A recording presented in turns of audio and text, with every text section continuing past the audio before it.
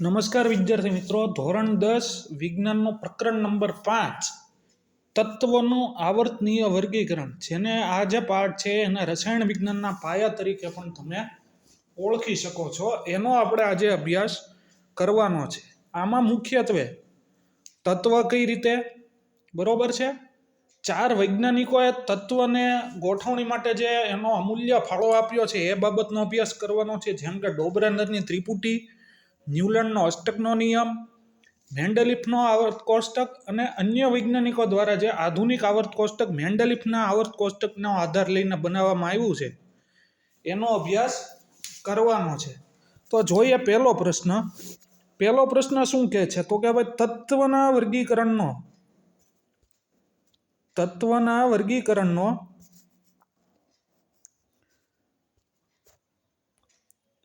પ્રારંભિક અભ્યાસ ચર્ચો. બરોબર, એટલે એમાં શું, હાલમાં કેટલા તત્વ જોવા, એમાં શરૂઆતમાં શું શું પ્રયત્ન થયા એ આપણે જોવાનું છે. બરોબર, એનો અભ્યાસ કરવાનો છે. તો એમાં શું થાય, તો કે ભાઈ તત્વ એટલે શું, તો કે પરમાણુ અથવા તત્વ કે જે વ્યવસ્થિત હતા એને વ્યવસ્થિત કરવાનો પ્રયત્ન. હાલમાં કેટલા તત્વ જોવા મળે, આ હેતુલક્ષી પ્રશ્ન થઈ ગયો. હાલના સમયમાં કુલ 118 તત્વ જોવા મળે છે, જેમાંથી 94 તત્વ છે એ કુદરતી રીતે મળે છે અને બાકીના જે તત્વો વધ્યા 24 એ માનવ સર્જિત રીતે પ્રાપ્ય બને છે. હવે આ જે સંખ્યા મળી 118, બરોબર, 118 તત્વ જે મળ્યા એના સરળતાથી અભ્યાસ કરવા માટે વર્ગીકરણ ખૂબ જ જરૂરી છે. હવે આપણે જોઈએ તો જે વસ્તુઓ છે અને સજીવો છે એનું વર્ગીકરણ તો થઈ શકે. સજીવોનું કઈ રીતે થાય, તો કે જમીન પર રહે, પાણીમાં રહે, આકાશમાં ઉડે એ રીતે. પછી નિર્જીવ વસ્તુઓ, તો કે ભાઈ એમાં આપણે ઉદાહરણ લઈએ, આપણે દુકાને જઈએ કોઈ, બરોબર, તો એમ કહીએ ધોવાનો અને નાહવાનો બંને સાબુ આપો.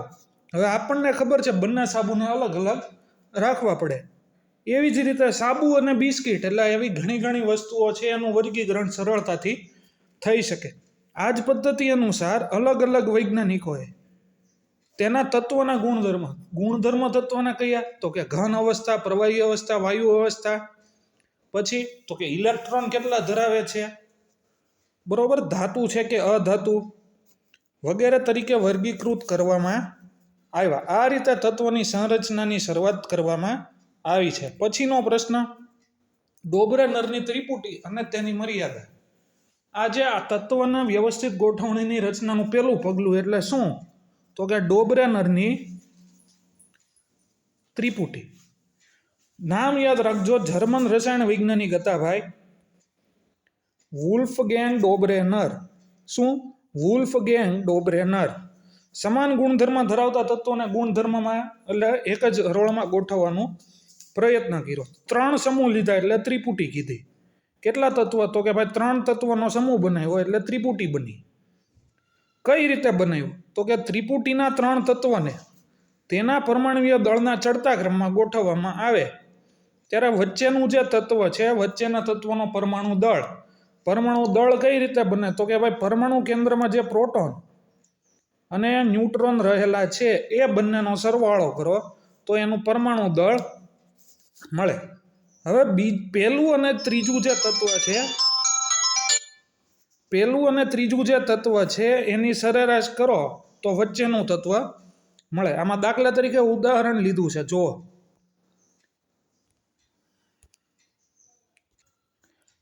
આમાં ઉદાહરણ લીધેલું છે લિથિયમ,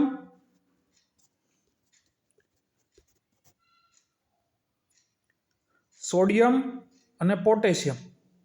3 તત્વ લીધા, બરોબર. લિથિયમનો પરમાણુ ક્રમાંક યાદ રાખવાનો 6.9, આનો 23 અને આ 39.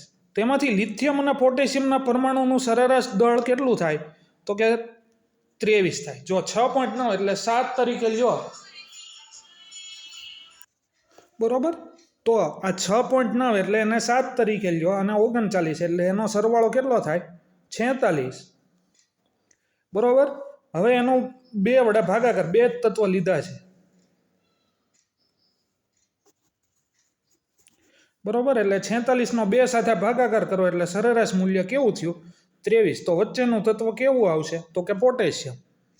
હવે જો એટલે કે પરમાણુના પ્રથમ અને ત્રીજા તત્વના પરમાણુય દળનું સરેરાશ એ મધ્યમાં આવેલ તત્વના પરમાણુય દળ જેટલું થાય. આમાં કેટલાક ઉદાહરણ આપેલા છે જે તમે અવલોકન કરી શકો છો. હવે ઉપરોક્ત બાબત એ પરથી નોંધી શકાય કે સમૂહ બી અને સમૂહ સી એ ડોબરેનરની ત્રિપુટી બનાવે છે. હવે એની મર્યાદા શું? એક જ મર્યાદા હતી ભાઈની.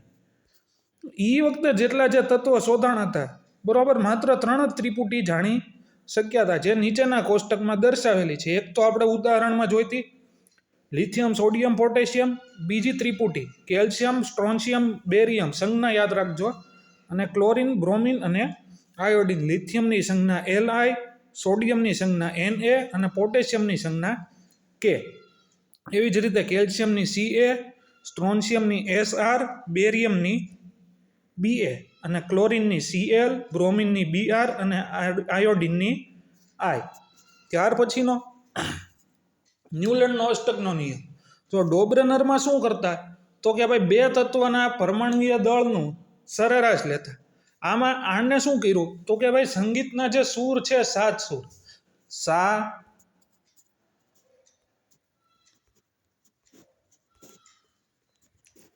રે, બરોબર, સારે ગમ પદની જે સૂર છે એ મુજબ તત્વને ગોઠવણી કરી. શું કર્યું?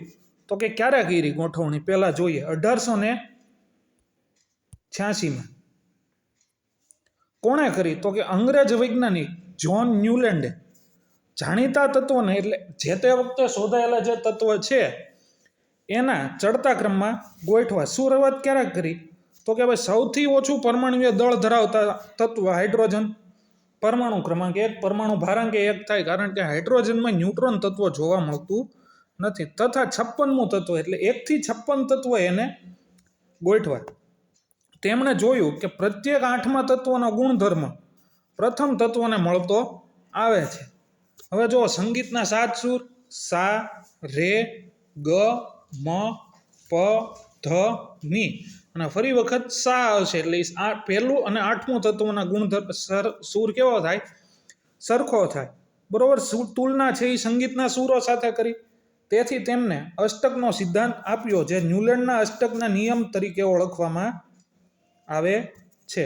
ન્યુલેન્ડના અષ્ટકના નિયમમાં લિથિયમ અને સોડિયમના ગુણધર્મ સમાન હતા, કારણ કે સોડિયમ એ લિથિયમ પછીનું 8મું તત્વ, બરોબર. હાઇડ્રોજન, હિલિયમ, લિથિયમ, બરોબર. એવી રીતે તમે જે ક્રમમાં ગોઠવતા આવશો એવી રીતે 8 તત્વ, દાખલા તરીકે બીજા પછી 8મું તત્વ કયું આવે? તો કે 9મું જે તત્વ છે એ આવશે.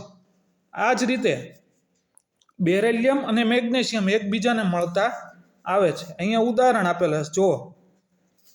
તો કે ભાઈ સા સૂર છે, સા, એને ડો તરીકે લીધું, બરોબર. સા, રે, ગ, મ,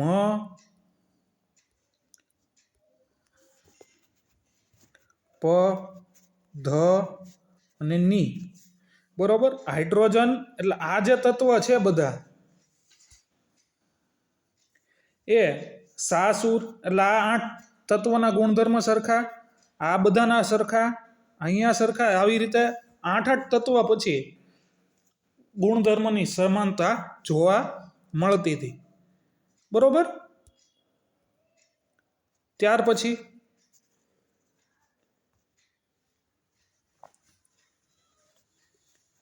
હવે બંનેનો સંયોજન કરીને આ બંનેનો ઉપયોગ કોનો? તો કે ભાઈ ડોબરેનરની ત્રિપુટી અને ન્યુલેન્ડના અષ્ટકનો નિયમ. એના ઉપરથી મેન્ડેલિફે એક નવું આવર્ત કોષ્ટકની શરૂઆત કરી, બરોબર, રચના કરી, જેને આવર્ત કોષ્ટકના પિતા તરીકે પણ ઓળખવામાં આવે છે. તો પ્રશ્ન કઈ રીતે પૂછે? તત્વના વર્ગીકરણ માટેનું મેન્ડેલિફનું આવર્ત કોષ્ટક સમજાવો અને તેનો આવર્ત નિયમ લખો. હવે જો પહેલા ડોબરેનરની ત્રિપુટીનો અસ્વીકાર થયો, પછી ન્યુલેન્ડના અષ્ટકનો નિયમનો અસ્વીકાર થયો, પછી અનેક વૈજ્ઞાનિકોએ આ સંદર્ભમાં શોધ શરૂ રાખી. હવે વર્ગીકરણનો શ્રેય મુખ્ય શ્રેય રશિયન રસાયણશાસ્ત્રી દિમિત્રી ઇવાનોવિચ મેન્ડેલિવ, નામ યાદ રાખજો, દમિત્રી ઇવાનોવિચ મેન્ડેલિવ, તેને ફાળે જાય છે. બરોબર. એણે શું કર્યું તો કે ભાઈ તત્વના જે મૂળભૂત ગુણધર્મ એટલે એની અવસ્થા વગેરે, પરમાણવીય દળ, રાસાયણિક ગુણધર્મમાં સામ્યતા, એને આધારે ગોઠવવામાં આવ્યા. બરોબર. તેને શરૂઆતમાં જો ઓલાએ 56 લીધા હતા અને 63 તત્વ લીધા હતા. બરોબર. તે વખતે 63 તત્વ જાણીતા હતા. તેમણે તત્વના પરમાણવીય દળ, ભૌતિક અને રાસાયણિક ગુણધર્મ વચ્ચેનો સંબંધ તપાસ્યો. તો શું થયું? તો ઓક્સિજન અને હાઇડ્રોજન સાથે બનતા સંયોજન પર ધ્યાન કેન્દ્રિત કર્યું. ઓક્સિજન અને હાઇડ્રોજન છે એ અતિ સક્રિય છે અને મોટાભાગના તત્વ સાથે સંયોજન બનાવે છે. જો હાઇડ્રોજન સંયોજાશે તો હાઇડ્રાઇડ બનશે અને ઓક્સિજન સંયોજાશે તો ઓક્સાઇડના સૂત્ર બનશે. આ વર્ગીકરણ માટેના મૂળભૂત ગુણધર્મ પૈકીના એક લીધા. ત્યારબાદ એને 63 કાર્ડ લીધા અને પ્રત્યેક કાર્ડ પર તત્વના ગુણધર્મ લખ્યા. હવે જે સમાન ગુણધર્મ ધરાવતા તત્વો છે એને અલગ કર્યા અને કાર્ડ્સ પર ટાંકણી લગાવીને દિવાલ પર એક સાથે લગાવ્યા. આ રીતે એણે શું કર્યું તો કે ભાઈ એક કોષ્ટક બનાવ્યું જેને આવર્ત કોષ્ટક તરીકે ઓળખવામાં આવે છે. બરોબર. હવે એનો ગુણધર્મ શું છે તો કે તત્વના ગુણધર્મ તેના પરમાણવીય દળના આવર્તનીય વિધેય છે. એટલે શું તો કે ભાઈ સમાન ભૌતિક અને રાસાયણિક ગુણધર્મ ધરાવતા અલગ અલગ તત્વ એક નિશ્ચિત વિરામ પછી ફરી વખત આવે છે. એટલે એક ઇલેક્ટ્રોન ગુમાવતા હોય, એક ઇલેક્ટ્રોન મેળવતા હોય, બરોબર, વીજભારની દ્રષ્ટિએ તટસ્થ હોય, એવા વગેરેના જે તત્વ છે એ વારાફરતી આવે છે. આમાં કે આવર્ત કોષ્ટક આપ્યું છે. જોવો, હાઇડ્રોજન અને ઓક્સિજનનો આધાર લીધો એટલે હાઇડ્રાઇડ અને ઓક્સાઇડ જે બનાવે છે તે, બરોબર, આ ઓક્સાઇડના ઉદાહરણ છે R2O થી RO4 અને RH, RH2 થી RH સુધી, બરોબર, જો રિપીટ થતા જાય છે. આ રીતના એના ઉદાહરણ લીધેલા છે, તમે અવલોકન કરી શકો છો. ક્યારે પ્રકાશિત થયું તો 1872માં જર્મન સામયિકમાં પ્રકાશિત થયું. સમૂહની ઉપર ઓક્સાઇડ તથા હાઇડ્રાઇડના સૂત્રમાં અંગ્રેજી અક્ષર R સમૂહના કોઈ પણ તત્વને દર્શાવે છે.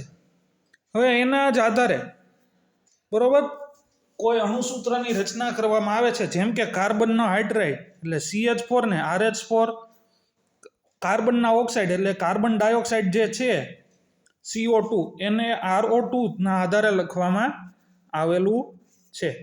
હવે એની ઉપલબ્ધિ શું મળી એને લીધે તો કે ભાઈ વધુ પરમાણવીય દળ ધરાવતા તત્વને ઓછા પરમાણવીય દળ ધરાવતા તત્વની પહેલાં મૂકવું પડ્યું.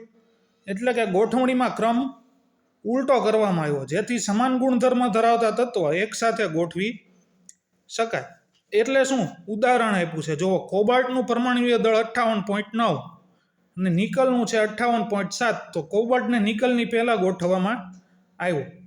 હવે હકીકતે હોવું શું જોઈએ તો કે ભાઈ જે ઓછા પરમાણવીય દળવાળું તત્વ છે, એટલે કે જે દાખલા તરીકે આ બંનેનો ઉદાહરણ તરીકે ઉપયોગ કરીએ તો પહેલાં આવે નિકલ અને પછી શું આવવું જોઈએ? કોબાલ્ટ. બરોબર. આવી વિસંગતતાઓ, ભૂલ જોવા મળે છે. બરોબર. હવે એને કેટલાક ખાલી સ્થાન છોડ્યા. બરોબર. હવે ખાલી સ્થાન મર્યાદાના રૂપમાં જોવાને બદલે મેન્ડેલિફે તત્વની આગાહી કરી છે જે તે સમયે શોધાણા નહોતા.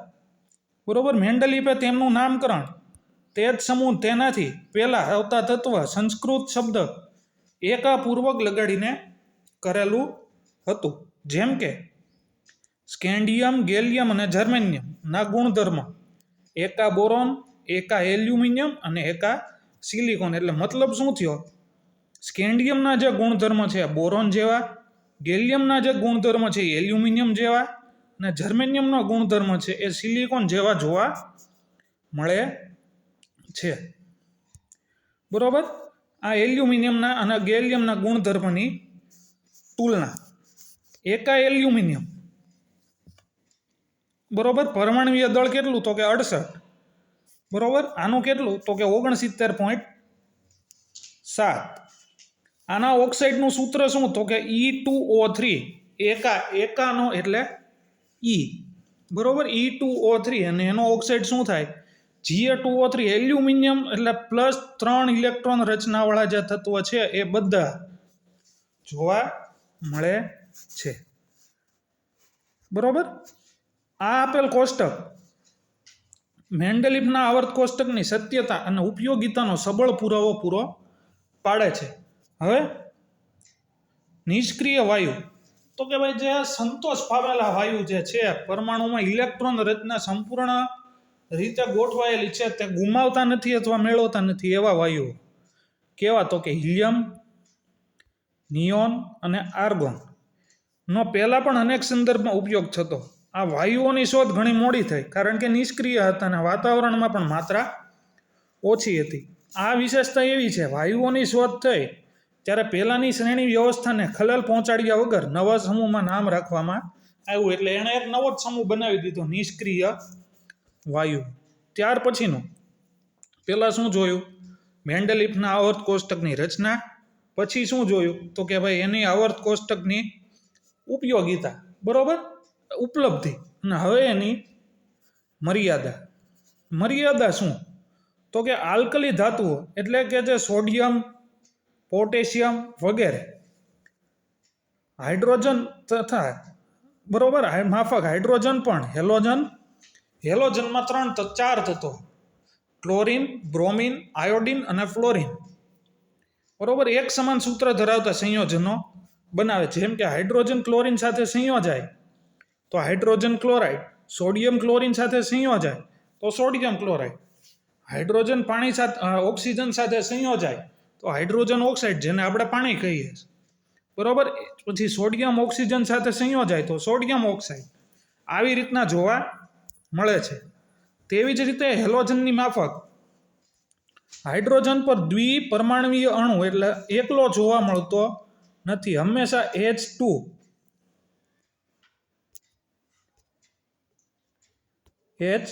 સ્વરૂપે જોવા મળે છે, બરોબર. હવે તો શું થયું? તો એના પરિણામે તત્વનો એક નવો ભાગ રજૂ થયો, સમસ્થાનિક. સમસ્થાનિક એટલે શું? આ જે પ્રશ્ન છે એ 2 ગુણનો પ્રશ્ન તરીકે પૂછાય છે,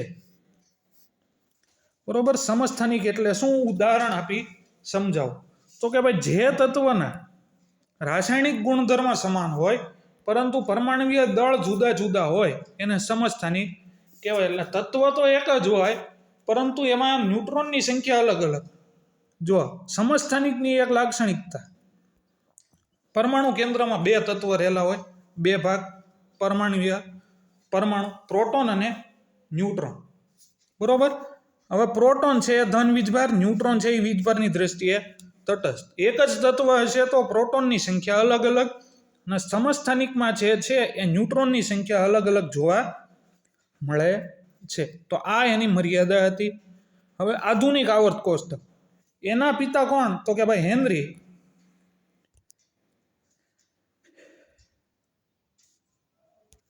આધુનિક આવર્ત કોષ્ટકના પિતા હેનરી મોસ્લે. એણે શું કર્યું? પરમાણવીય દળની તુલનામાં પરમાણવીય ક્રમાંકને મહત્વ આપ્યું. મેન્ડેલિફમાં શું હતું? પરમાણવીય દળને આધાર લીધો હતો, આણે પરમાણુ ક્રમાંકને આધાર લીધો, બરોબર. એટલે આણે શું કર્યું? ઓલો જે આવર્ત કોષ્ટક હતું મેન્ડેલિફનું, એમાં સુધારો વધારો કર્યો, પરમાણુ ક્રમાંકને સ્વીકાર્ય ગણવામાં આવ્યું. આનો આવર્ત નિયમ શું હતો? ઓલામાં પરમાણવીય દળાંક આવર્તનીય વિધેય છે અને આમાં પરમાણવીય ક્રમાંક આવર્તનીય વિધેય છે. પરમાણવીય ક્રમાંક એટલે શું? તો કે ભાઈ દાખલા તરીકે ઓક્સિજન તત્વ છે, બરોબર, એનો પરમાણુ ક્રમાંક 8. એટલે મતલબ શું થયો? એના પરમાણુ કેન્દ્રમાં કેટલા પ્રોટોન હશે? 8, બરોબર. આ પરમાણવીય ક્રમાંક દ્વારા તત્વની ઓળખ માટે એક તત્વથી બીજા તત્વ તરફ જતા આ સંખ્યામાં 1નો વધારો થાય છે. એટલે હાઇડ્રોજનથી શરૂ કરો તો 1 પ્રોટોનનો વધારો થાય છે. આથી તત્વના પરમાણવીય ક્રમાંકની ચડતા ક્રમમાં ગોઠવણી કરવાથી આધુનિક આવર્ત કોષ્ટકની રચના થાય છે, જે તમને આમાં દર્શાવેલી છે. બરોબર, એટલે એની જે ત્રણેય મર્યાદા હતી મેન્ડેલિફની, એનો સુધારો જોવા મળ્યો. હવે એણે શું કર્યું તો કે 18 ઊભા સ્તંભ જેને સમૂહ કીધા અને 7 આડી હરોળ જેને આવર્ત તરીકે ઓળખવામાં આવે છે. એક જ સમૂહમાં એટલે જે ઊભા જે ભાગ પડે છે એમાં તમામ તત્વોની સંયોજકતા ઇલેક્ટ્રોનની સમાન સંખ્યા ધરાવે છે. ઉપરાંત એક જ સમૂહમાં રહેલા તત્વની સંયોજકતા ઇલેક્ટ્રોનની સંખ્યા સમાન હોય છે. આ ઉપરાંત બાહ્યતમ કક્ષાની ઇલેક્ટ્રોનીય રચના પણ સમાન હોય છે. તેમજ કોઈ પણ સમૂહમાં કોઈ પણ જે સમૂહ છે એમાં ઉપરથી નીચે તરફ જતા બરોબર ફ્લોરિન અને ક્લોરિન જે સમૂહ 17ના તત્વો છે એટલે એની બાહ્યતમ કક્ષામાં 7 ઇલેક્ટ્રોન રહેલા છે. તે દરેકની બાહ્યતમ કક્ષામાં ઇલેક્ટ્રોનની રચના સમાન થાય. જેમ કે ફ્લોરિનમાં 2 7 એટલે પરમાણુ ક્રમાંક 9, ક્લોરિનનો 8 ને 7 15 ને 2 17 એટલે ઇલેક્ટ્રોનની રચના થશે 2 8 7. આધુનિક આવર્ત કોષ્ટકમાં સમાન સંખ્યામાં ભરાયેલા કક્ષાઓ જુદા જુદા તત્વોના ગુણધર્મને એક જ આવર્તમાં ગોઠવેલા હોય છે. બરોબર, ત્યાર પછી જેમ કે sodium, magnesium, aluminium, silicon, phosphorus, sulphur, chlorine અને આર્ગોન એ ત્રીજા આવર્તમાં જોવા મળે છે. બરોબર, આ તત્વને ઇલેક્ટ્રોન કે એલ એમ કક્ષા, બરોબર, કક્ષા મુખ્યત્વે 4 કે એલ એમ અને એન. બરોબર, આધુનિક આવર્ત કોષ્ટકમાં નવી ભરાયેલી ઇલેક્ટ્રોન કક્ષા બનાવે છે. આમાં જો યાદ રાખવાનું, બીજા, ત્રીજા, ચોથા, પાંચમા, છઠ્ઠા અને સાતમા આવર્તના તત્વો અનુક્રમે 2 8 8 18 18 32 અને અધૂરા આવર્ત જેટલા તત્વો રહેલા છે. કઈ રીતે ભરાય તો કે ભાઈ ઇલેક્ટ્રોનની સંખ્યા શોધવાનું સૂત્ર છે 2n². એન એટલે શું તો કે ભાઈ કેન્દ્રથી આપેલ કક્ષાનો ક્રમ. તો કે છે એને પહેલી કક્ષા આપી, બરોબર, તો 1² એને ગુણ્યા 2 એટલે જવાબ આવ્યો 2. એટલે પ્રથમ આવર્તમાં કેટલા તત્વ તો કે 2. એવી જ રીતે બીજા માટે 2² 4, 4 ગુણ્યા 2 એટલે 8. બીજા આવર્તમાં કેટલા તો કે 8 તત્વ. ત્રીજામાં 9, 9 દુ 18, પરંતુ બાહ્યતમ કક્ષામાં માત્ર કેટલા ઇલેક્ટ્રોન 8, એટલે ત્રીજા આવર્તમાં પણ 8 તત્વ થાય. ચોથામાં 32 થવા જોઈએ, પરંતુ ચોથીમાં બાહ્યતમ ઇલેક્ટ્રોન કેટલા 18. અગાઉ પણ જોયું હતું માત્ર 18 તત્વ છે. આમ આવર્ત કોષ્ટક માં તત્વનું સ્થાન તેની રાસાયણિક ક્રિયાશીલતાની માહિતી આપે છે. હવે છેલ્લો પ્રશ્ન, વિવિધ વલણો સ્પષ્ટ કરો. તો પેલું છે સંયોજકતા. એટલે શું? કોઈ પણ તત્વના પરમાણુની બાહ્યતમ કક્ષામાં જે ઇલેક્ટ્રોનની સંખ્યા રહેલી છે તેને તે તત્વની સંયોજકતા કહે છે. દાખલા ઇલેક્ટ્રોન ગુમાવે અથવા મેળવે એ વસ્તુ અલગ છે. પરમાણ્વીય કદ, તો કે પરમાણુના કેન્દ્રથી બાહ્યતમ કક્ષામાં જે ઇલેક્ટ્રોન છે એનું અંતર એટલે પરમાણ્વીય ત્રિજ્યા. પરમાણ્વીય કદને સ્વતંત્ર પરમાણુના કેન્દ્રથી સૌથી બહારની કક્ષા વચ્ચેના અંતર સ્વરૂપે જોવા મળે છે. જેમ કે હાઇડ્રોજન પરમાણુની પરમાણ્વીય ત્રિજ્યા 37 pm, pm એટલે પાઇકોમીટર અથવા પિકોમીટર જે કહેવામાં આવે છે. 1 પાઇકોમીટર એટલે 10⁻12 મીટર છે. અહીંયા કેટલાક તત્વોની પરમાણ્વીય ત્રિજ્યા આપેલી છે. આમ આવર્તમાં ડાબીથી જમણી તરફ જતા, બરોબર, એટલે પહેલાથી પહેલું, બીજું, ત્રીજું એમ તત્વ તરફ જતા પરમાણ્વીય ત્રિજ્યા ઘટે, કારણ કે કેન્દ્રીય વીજભાર